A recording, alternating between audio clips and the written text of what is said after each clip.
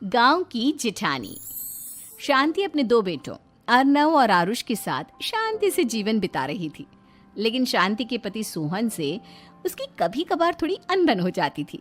एक दिन शांति रोज की तरह सुबह का खाना बना रही थी, तभी दरवाजे की घंटी बजी। घंटी की आवाज सुनकर वो दरवाजे की ओर जाते हुए कहती है, अरे आती हूँ, कौन है, सब्र करो। शांति दरवाजा खोलती है तो देखती है कि उसके जेठ मोहनदास सामने खड़े होते हैं। वो सक पकाकर अपना घूंघट करती है और पैर छूकर कहती है, आइए आइए जेठ जी। कैसी हो शांति?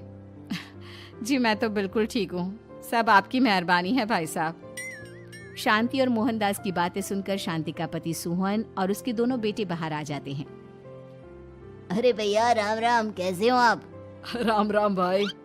अरे शांति, ऐसे खड़ी खड़ी क्या देख रही हो? चाय कॉफी कुछ लेकर आओ, भैया आए हैं। शांति तेजी से रसोई की ओर आगे बढ़ती हुई कहती है, अरे मेरी माँ, गेट खोलने के चक्कर में मेरे तो चावल ही जल गए। वो दौड़ी दौड़ी रसोई में जाती है और देखती है कि सारे चावल जल गए हैं।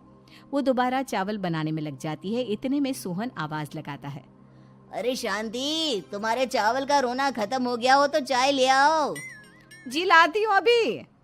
शांति जल्दी जल्दी चाय बनाती है और मोहनदास को चाय देती है। सब एक दूसरे की खैर खबर पूछते हुए चाय पीते हैं। चाय खत्म होती ही मोहनदास शांति की ओर देखते हुए मजाक में कहते हैं, शांति, अब तुम्हारी चाय में दम नहीं रहा, अब हमें चाय बनाने वाली बदलनी पड़ेगी। ये कैसे मुमकिन होगा जेठ जी, घर और बाहर का सारा काम मुझे ही करना पड़ता है और कभी कभी जल्दी जल्दी के चक्कर में काम बिगड़ जाते हैं, जैसे आज चावल जल गए। अरे इसी का तो हल लेकर आया हूँ। मैंने रिश्ता देखा है अर्नव और आरुष के लिए। दोनों लड़कियाँ बहुत सुंदर और सुशील हैं। अगर आप दोनों इजाज़त दें तो बात करूँ आगे। सोहन और शांति रिश्ते की बात सुनकर कहते हैं, अब ठीक है, बात चलाइए ना भैया, पर पहले लड़की के बारे में कुछ बताइए तो सही। हाँ हाँ भाई साहब, लड़की कैसी है, परिवार कैसा है, कहाँ के रहने वाले हैं? देखो, परिवार तो बहुत अच्छा है, पर वे दोनों लोग बहुत गरीब हैं। दहेज में कुछ मिलेगा नहीं। अरे हमें दहेज में कुछ चाहिए भी नहीं, बस लड़की संस्कारी होनी चाहिए। एक लड़की तो पढ़ी लिखी है और शहर की रहने वाली है, पर दूसरी अपनी गरीबी की वजह से पढ़ न सकी और गांव में रहती है। लेकिन दोनों है बहुत खूबसूरत। अगर तुम सबको देखते ही पसंद ना आ जाए तो मेरा नाम बदल देना। हाँ, पर तो हम आके मूंद कर भरोसा कर सकते हैं भैया। आप आगे बात चलाइए, हम शादी करने को तैयार हैं। कुछ ही दिन में अर्नव और आरुष की शादी हो जाती है। आरुष की शादी अनपढ़ लड़की मंजरी से हो जाती है, जो कि बहुत भोली भी होती है, और अर्नव की शादी पढ़ी लिखी लड़की तनुजा से हो जाती है, जो कि घमंडी और चालू होती है। एक दिन मंजरी घर के काम कर रही थी कि अचानक शांति उसे आवाज लगाती है, बड़ी बहू, ओ बड़ी बहू, मंजरी जल्दी यहाँ आओ। मंजरी जल्दी जल्दी शांति के पास जाती है। बेटा मेरे पैर दबा दे, बहुत दर्द हो रहा है। जी माँ जी, बस बर्तन धोकर आती हूँ। अरे बैठ यहाँ, मेरे पैर में बहुत तेज दर्द हो रहा है, बर्तन छोटी बहू धो लेगी। मंजरी शांति के पैर दबाने लगती है तो शांति तनुजा को आवाज लगाती है, छोटी बहू, ओ छोटी बहू। तनुजा थोड़ी देर से आराम से चलकर आती है। जी माँ जी, आपने बुलाया मुझे? आपको कोई काम था क्या? तू कुछ काम कर रही है या? शांति की बात काटते हुए तनुजा बोलती है, कुछ नहीं माँ, फोन पर अपने घर पर बात कर रही थी। अरे बाद में बात करियो अपने घर वालों से, पहले जाके बर्तन धो ले। तनुजा मुंह बनाते हुए अपनी जिठानी की ओर देखती है और मन ही मन कहती है, ये महारानी वहां बैठी है, ये नहीं कि बर्तन धो ले। मैंने इतनी पढ़ाई बर्तन धोने के लिए की थी क्या? तनुजा दांत पीसकर वहां से चली जाती है। अगले दिन सब दफ्तर चले जाते हैं, तभी डाकिया चिट्ठी लाता है। शांति चिट्ठी लेकर मंजरी से कहती है, बड़ी बहू, जरा छोटी बहू को बुलाना, एक चिट्ठी आई है। मेरी तो आंखें कमजोर है तो मुझसे पढ़ा नहीं जाएगा। मंजरी तनुजा के पास जाकर कहती है, तनुजा, तुम्हें माँ जी बुला रही हैं। मुझ पर हुक्म मत चलाओ, काम बताओ काम। अरे मैंने तुम पर कहाँ हुक्म चलाया, और हुक्म चला भी दूंगी तो क्या हुआ, तुम तो मेरी छोटी बहन की तरह हो ना। तुम जैसी अनपढ़, जाहिल और गांव की गवार मेरी बहन नहीं हो सकती। बेचारी मंजरी तनुजा की बात सुनकर अपना सा मुंह लेकर रह गई। कोई चिट्ठी आई है, माँ जी तुमसे पढ़वाना चाहती है, बस इसलिए बुला रही हैं। मुंह टेढ़ा करके तनुजा मंजरी का मजाक बनाती हुए कहती है, अनपढ़ कहीं की। तनुजा का ऐसा बर्ताव देखकर बड़ी बहू बहुत दुखी होती है। तनुजा को अपनी पढ़ाई का घमंड इतना हो गया कि अब वो घर के कोई काम नहीं करती और अपनी जिठानी का मजाक बनाती रहती। तनुजा का ये बर्ताव अब उसकी सास को भी नजर आने लगा था। एक दिन शांति ने अपनी बड़ी बहू से कहा, मंजरी, तनुजा हर समय तुम्हारा मजाक उड़ाती है, तुम्हें गुस्सा नहीं आता क्या?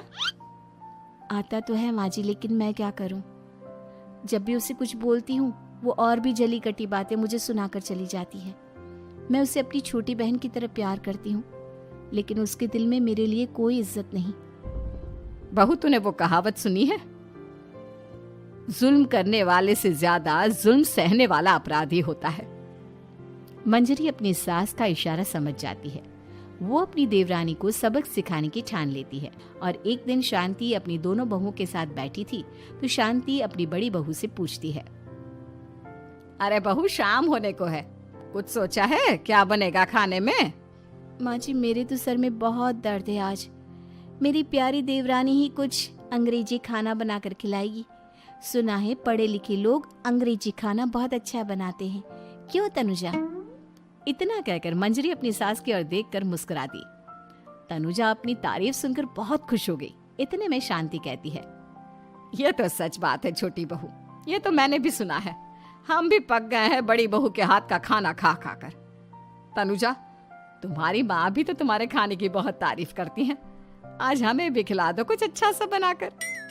शांति की बात सुनकर छोटी बहू और आसमान पर चढ़ गई, पर उसे ये कहाँ पता था कि उसकी सास और जेठानी उसे सबक सिखाना चाहती हैं।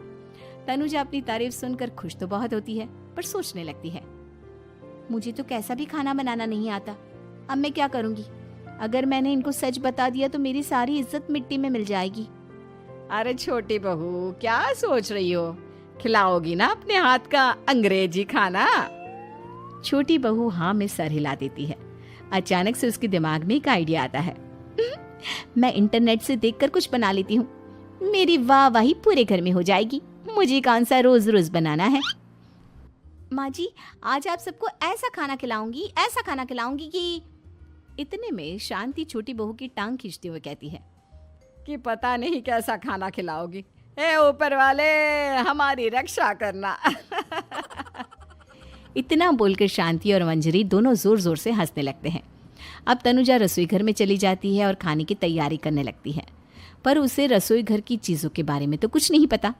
जैसे तैसे सारी चीज़ें निकालती है और इंटरनेट पर देखकर खाना बनाती है। कुछ ही देर में सब लोग घर आ जाते हैं। अरे सुनते हो, आज का खाना हमारी छोटी बहू बना रही है। अरे वाह, आज तो फिर कुछ अंग्रेजी खाना खाने को मिलेगा।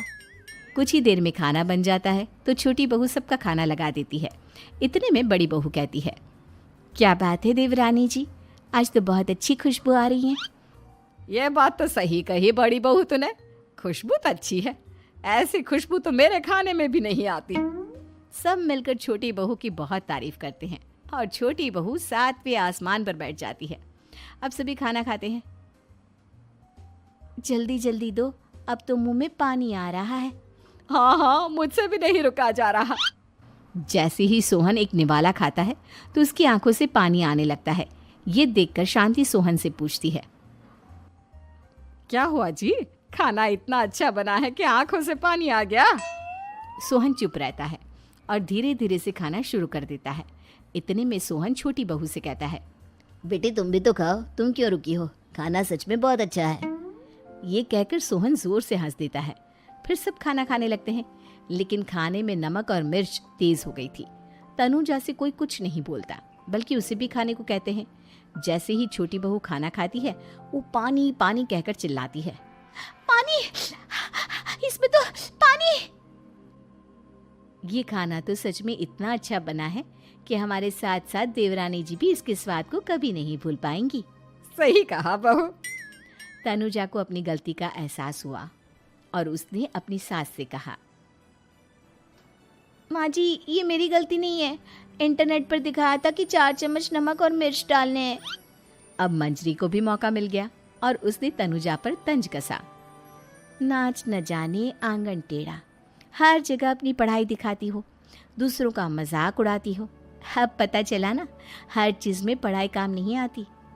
और तुम तो शहर में रही हो, तुम्हें तो मुझसे भी अच्छा खाना बनाना आना चाहिए ना। बेटा, अगर तूने ठीक से सब सीखा होता तो आज तुझे शर्मिंदा नहीं होना पड़ता। बात शहर या गांव की नहीं होती। मंजरी गांव से आई है, लेकिन उसे घर का काम करना और खाना बनाना सब अच्छी तरह से आता है। तुम शहर में रही हो, तुमने ये सब क्यों नहीं सीखा? छोटी बहू सर नीचा कर सबसे माफ़ी मांगती है और बहुत शर्मिंदा होती है। दीदी मुझे माफ़ कर दो, मैंने आपको बहुत बुरा भला कहा, पर आपने मुझे हमेशा ही माफ़ किया। आज मुझे अपनी गलती का एहसास हो गया है। अब दोनों बहुएं मिलकर घर का काम करने लगी और एक दूसरे को अपने गुण बांटने लगी।